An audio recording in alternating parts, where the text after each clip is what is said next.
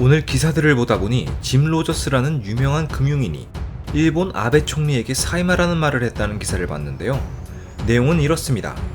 현재 한일 간의 갈등은 떠오르고 있는 한국을 바라보던 아베가 추락하는 일본의 경제 상황을 보며 어찌해야 할지 몰라두는 악수이며, 일본은 지난 10년간 인구가 감소했고 부채도 10년간 치솟은 데다가 아베의 경제정책은 일본에 끔찍한 영향을 주며 일본을 망치고 있고 학점을 매긴다면 F학점이다. 반면 한국은 앞으로 10년, 20년간 가장 흥미로운 국가가 될 것인데 비무장지대가 개방되면 한국이 투자하기 제일 좋은 지역이 될 것이다 라고 말한 것인데요. 유명한 금융인이 한국을 지켜 세워주는 걸 보고 기분이 좋다가도 좀 생각을 해보니 이게 좋아해야 할 말들인지 참 애매한 게, 인구 문제를 가지고 얘기해보면 일본이 가장 낮은 출산율을 기록했을 때가 2005년이었는데 이때 일본 출산율이 1.26명이었습니다. 일본은 현재 1.42명 정도로 많이 회복이 된 상태임에도 출산율 세계 최하위권에 맴돌고 있는데, 대한민국 출산율은 2018년 0.96명으로 세계에서 꼴찌를 했다고 하죠. 올해는 작년보다 더 떨어졌다고 하는데 참 큰일은 큰일입니다. 부채는 일본과 비교해보면 한국은 양반이긴 합니다만, 비교해보면 한국 국가부채 비율은 D3 기준 GDP 대비 60%, 일본은 GDP 대비 234%로 일본이 압도적으로 높은데요. 하지만 일본은 국채 대부분을 자국민이 보유하고 있다는 점, 또한 가계부채는 한국의 GDP 대비 97.7%, 일본이 58.1%로 한국이 오히려 일본보다 높은 상황이란 점을 우린 유의해야겠습니다. 저도 깜짝 놀랐는데 한국보다 가계부채 비율이 높은 국가들은 스위스, 호주, 덴마크, 네덜란드, 캐나다, 노르웨이 단 6곳이라고 하네요.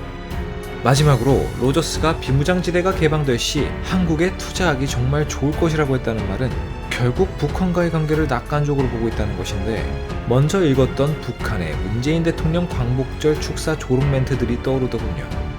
기사를 보면서 참 어이가 없었는데, 북한의 조롱글을 못 보신 분들을 위해 읽어드리면, 섬나라 족속들에게 당하는 수모를 씻기 위한 똑똑한 대책이나 타들어가는 경제 상황을 타개할 뾰족한 방안도 없이 말재간만 부렸다. 이 시점에 북남 사이의 대화를 운운하는 사람의 사고가 과연 건전한가 하는 것이 의문스럽다. 정말 보기 드물게 뻔뻔한 사람. 남조선 국민을 향하여 구겨진 체면을 세워보려고 엮어댄 말일지라도 바로 곁에서 우리가 듣고 있는데 어떻게 책임지려고 그런 말을 함부로 뇌까리는가. 아랫사람들이 써준 것을 그대로 졸졸 내리읽는 남조선 당국자가 웃겨도 세게 웃기는 사람인 것만은 분명하다. 북쪽에서 사냥 총소리만 나도 똥줄을 갈기는 주제에 애써 의연함을 연출하며 북조선이 핵이 아닌 경제와 번영을 선택할 수 있도록 하겠다고 역설하는 모습을 보면 겁에 잔뜩 질린 것이 역력하다. 북남 대화의 동력이 상실된 것은 전적으로 남조선 당국자의 자행의 산물이며 자업자득이다. 남조선 당국이 이번 합동군사연습이 끝난 다음 앞으로의 조미대화에서 어부지리를 얻어보려고 목을 빼들고 기웃거리고 있지만, 그런 부실한 미련은 미리 접는 것이 좋을 것. 두고 보면 알겠지만 우리는 남조선 당국자들과 더 이상 할 말도 없으며 다시 마주 앉을 생각도 없다. 야, 북한 멘트는 참 봐도 너무 찰집니다. 정말.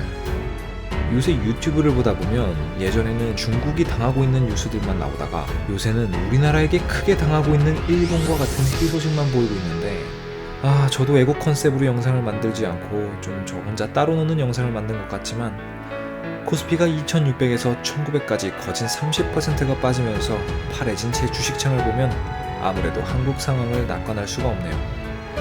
다들 좋은 투자 하셨길 바라면서 오늘 영상 여기서 마치도록 하겠습니다. 감사합니다.